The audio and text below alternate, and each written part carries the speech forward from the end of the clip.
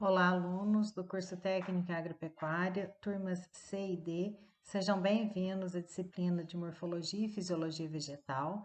Essa semana iniciaremos o estudo das angiospermas. Bom, em primeiro lugar, vamos entender o significado do termo angiospermas. Do grego angios, o que significa bolsa, e esperma, sementes, ou seja, uma bolsa que armazena sementes, o fruto propriamente dito. As angiospermas representam o grupo mais variado em número de espécies entre os componentes do reino Plantae. Aliás, gente, quase tudo que nós estudamos na agricultura são angiospermas. Dentre as características gerais, são encontradas em qualquer tipo de ambiente, seja no ambiente mais árido, mais seco, mais frio, apresentam raiz, caule e folhas bem desenvolvidos, e neste caso ela apresenta flor, diferente de gimnospermas que apresentam o estróbilo. Aqui já é a flor propriamente dita. Aqui, como exemplo, uma flor do maracujá, que é considerada a mais bela e perfeita flor da natureza, formada por semente, como nós podemos observar aqui na ponta da seta, né? As sementes aqui no fruto do maracujá, e aqui o maracujá formado após a polinização. Então, uma planta perfeita, uma planta que nós consideramos plantas superiores. Entre as angiospermas, as estruturas então bem marcantes nela, em termos de evolução, raiz, caule e folhas, flor, semente e fruto, ou seja, a semente é a perpetuação da espécie e o fruto responsável por proteger e nutrir essa semente. Dentre as estruturas, bom, iniciamos pelas flores. Então vamos entender primeiro como que as flores são formadas. Elas são séries de folhas modificadas e especializadas na reprodução sexuada, diferente das folhas que têm função fotossintética nas angiospermas. Elas são compostas pelo carpelo e pelo pistilo. Após a fecundação, parte do pistilo transforma-se em fruto. Nas angiospermas, a planta propriamente dita é o esporófito.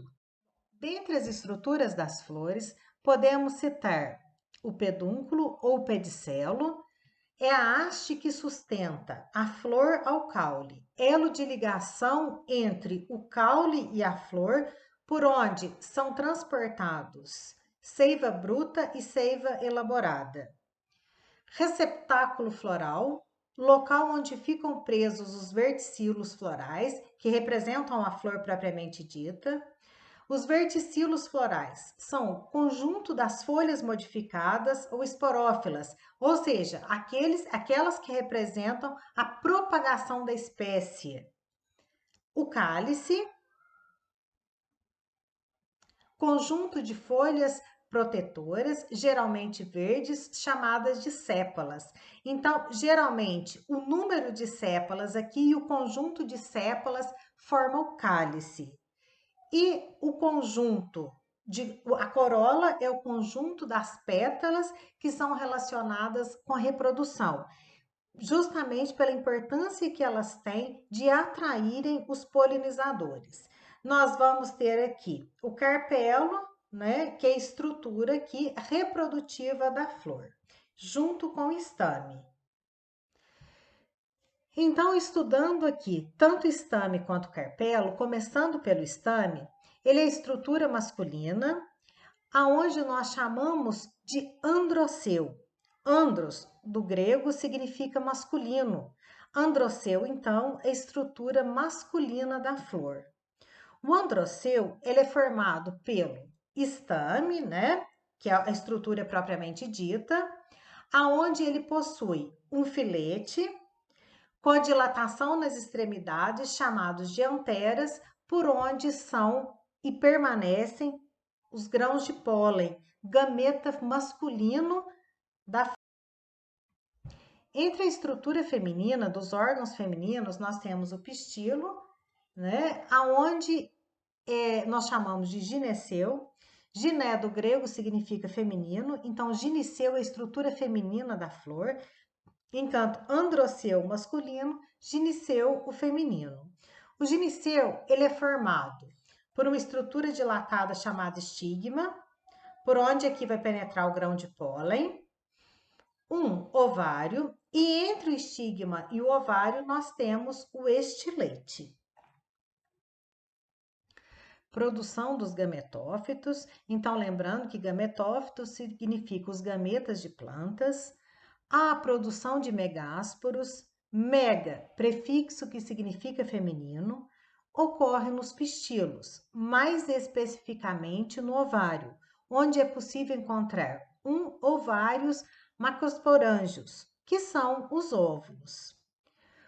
O gametófito feminino, chamado de saco embrionário, é constituído por dois núcleos polares, né, bem no centro, 3 antípodas e uma oosfera, gameta feminino ao lado de 2 sinérgides. Então, nós vamos ter aqui ao centro os núcleos polares em número de 2, na parte superior 3 antípodas e na parte de baixo uma oosfera central, ao lado dela, uma de cada lado, as sinerdes, formando assim o gametófito feminino chamado de saco embrionário. Enquanto o masculino, a produção de micrósporos, então micro, prefixo masculino, ocorre nos estames, nos quais há os sacos polínicos, que correspondem aos microesporângios. Dentro do saco polínico, o esporo sofre mitose, ou seja, ele se divide por mitose e forma o grão de pólen, gametófito masculino. Durante o processo de polinização, há o transporte de grão de pólen da antera até o estigma da mesma flor ou de outra flor da mesma espécie, dependendo de como é realizada a polinização.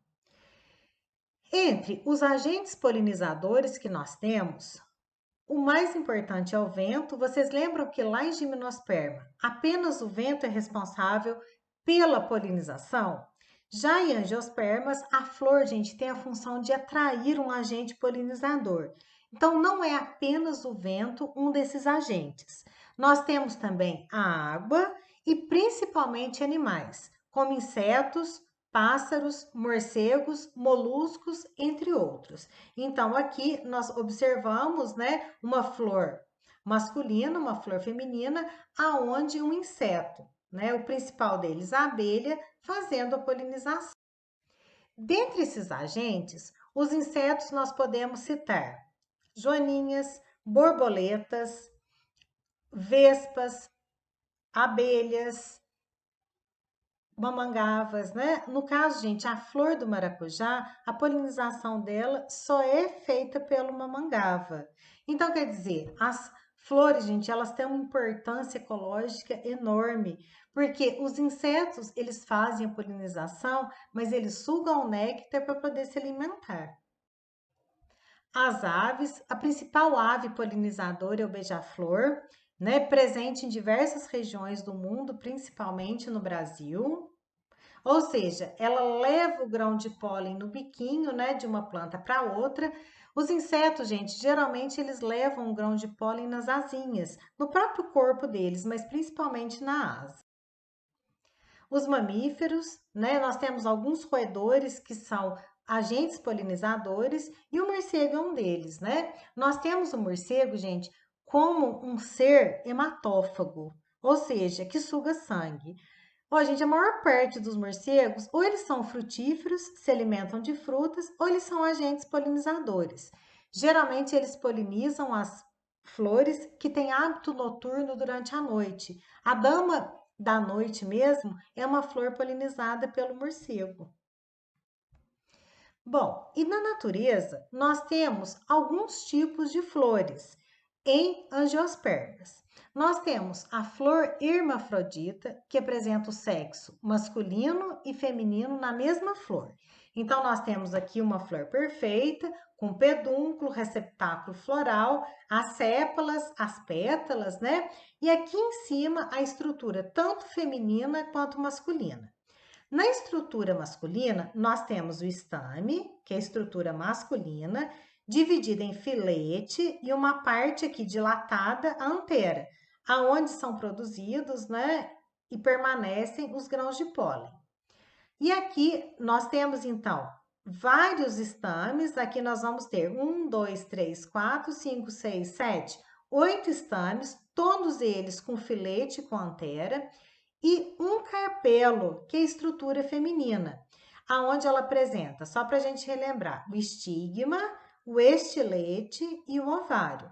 Então, no momento da polinização, o grão de pólen que está presente aqui na antera, ele vai descer, ele vai penetrar pelo estigma, descer o estilete até atingir o ovário. Nós temos flor hermafrodita, que pode ocorrer a autopolinização quando ocorre na mesma flor e o grão de pólen cai direto no estigma. É o caso, né, que o grão de pólen cai direto no estigma e essa flor, gente, se autopoliniza. Ou seja, o grão de pólen dela poliniza o próprio óvulo. É um exemplo dela, o feijão, é o exemplo, a soja, né, que são flores hermafroditas de autopolinização. Ou seja, as anteras, que produzem grãos de pólen, fecundam os óvulos dela mesma. Nós temos a flor hermafrodita que depende de cruzamento. Ela tem os dois sexos, tanto masculino e feminino, na mesma flor.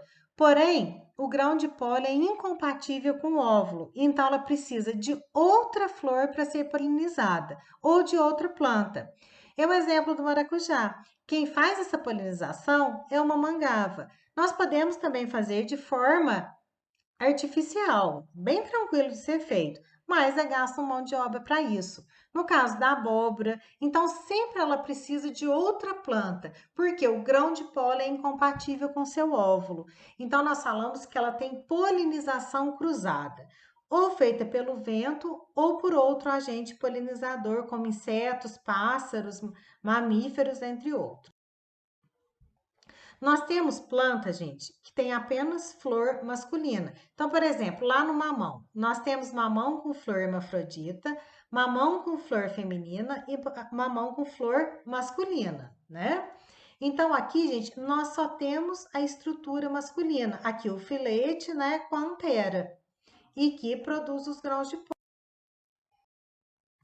Bom, neste caso aqui, no ciclo de vida das angiospermas, os frutos onde as sementes estão presentes, a semente irá germinar, formando a planta com raiz, caule e folha, e quando ela atinge o ponto de reprodução, formando aqui as flores. Nas flores, aqui uma flor hermafrodita, nós vamos ter os grãos de pólen presentes na antera, né? E o grão de pólen, então, é o gametófito masculino. E feminino, nós vamos ter o óvulo, né, o megásporo, né, que é o gametófito feminino, formando então aqui o saco embrionário. O grão de pólen, ele penetra pelo estigma da estrutura feminina, formando então um tubo polínico. Esse tubo polínico, gente, vai favorecer o caminhamento do grão de pólen até atingir o óvulo. A partir do momento que ele atinge o óvulo, dá origem aqui ao embrião e o endosperma da semente. E a partir do desenvolvimento do ovário, vai ser formado o... Então, a partir do desenvolvimento do ovário, o fruto é formado, aonde ele é dividido por uma estrutura chamada de pericarpo, formado pelo epicarpo, que é a casca do fruto, o mesocarpo, que é a polpa propriamente dita e geralmente o que nós nos alimentamos, e o endocarpo é a estrutura interna. Aqui nós vamos ter as estruturas da semente formada pelo endosperma, que representa a reserva da semente, o embrião, estrutura responsável pela perpetuação da espécie, aonde ele tem presente uma folha embrionária chamada de cotilédone e o tegumento da semente, que é a casca propriamente dita. Bom, gente, muito obrigada e até a próxima aula.